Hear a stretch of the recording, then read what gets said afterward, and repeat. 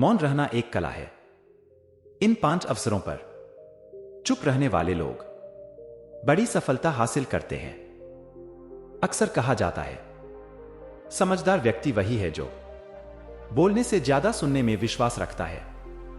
मौन रहना एक कला है और यकीन मानिए यह जितना आसान सुनने और पढ़ने में लगता है, उतना ही कठिन काम है जो हर कोई नहीं कर पाता। चुप रहने के कई नुकसान हैं, लेकिन सही जगह चुप रहने के कुछ ऐसे फायदे भी हैं जिन्हें जानना उन लोगों के लिए तो बहुत आवश्यक है जो अक्सर हर जगह बोलने या जवाब देने की आदत रखते हैं। समझदार व्यक्ति की पहचान। कई अवसरों पर चुप रहना आपकी समझदारी जाहिर करता है। बड़े बड़े विद्वान भी यही कहते हैं कि मनुष्य के भीतर मौन रहने का गुण अवश्य होना चाहिए। आगे की स्लाइड्स में हम आपको उन 5 अवसरों से अवगत करवाने जा रहे हैं जहां आपको अपनी चुप रहने की कला का परिचय देना चाहिए। तभी आप एक समझदार व्यक्ति कहलाएंगे और बड़ी सफलता आपको हाथ लगेगी। जब किसी की बुराई की जा रही हो, जिस स्थान पर किसी की बुराई की जा रही हो, आपको उस वार्तालाप में भाग नहीं लेना चाहिए।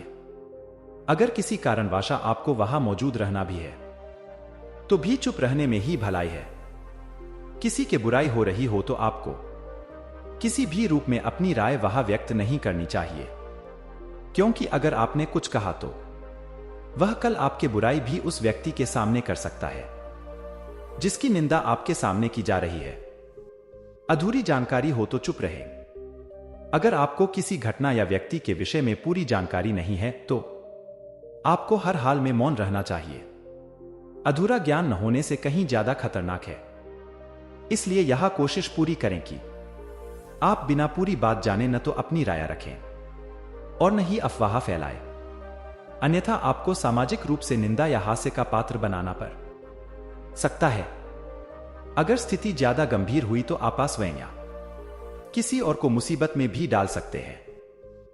जब सामने वाला व्यक्ति आपकी बात न समझ रहा हो, जब आपको यह ज्ञान हो जाए कि सामने वाला व्यक्ति न तो आपकी भावना का सम्मान कर रहा है और ना ही वह आपकी बात को समझ रहा है, तो ऐसी स्थिति में आपको स्वयं शांत और चुप हो जाना चाहिए। हिंदी में एक कहावत है, भैंस के सामने बीन नहीं बजानी चाहिए। इस समय आपको इस कहावत पर गौर करना चाहिए ताकि न तो आपकी एनर्जी वेस्ट हो और ना ही आपको बेवकूफ समझा जाए। जब कोई व्यक्ति अपनी परेशानी आपसे कह रहा हो, जब कोई व्यक्ति आपके समक्ष अपना दुख या परेशानी लेकर आता है, तो आपको उसे पूरी तरह सुनना चाहिए। उसे न तो बीच में टोकें और ना ही उसे समाधान दें। हो सकता है वह केवल आपके सामने अपनी समस्या रखकर दिल हल्का करना चाह रहा हो। जब तक कोई आपसे मदद या सुझाव न मांगे, कभी ना दें। जब कोई व्यक्ति क्रोधित हो या आपसे झगड़ा कर रहा हो, जब आपका कोई करीबी व्यक्ति आपसे झगड़ा कर रहा हो या किसी बात पर आपसे क्रोधित हो, तो उसके सामने आपका चुप रहना ही समझदारी बड़ा कदम है। अगर उस क्रोध की अग्नि में आप भी कूद पड़ेंगे या उनसे झगड़ा करने लगेंगे, तो जो बात कल सुलझा सकती थी वह बिगड़ती चली जाएगी। अगर आप चुप रहेंगे तो वह अपने आप आकर आपसे माफी मांग लेंगे।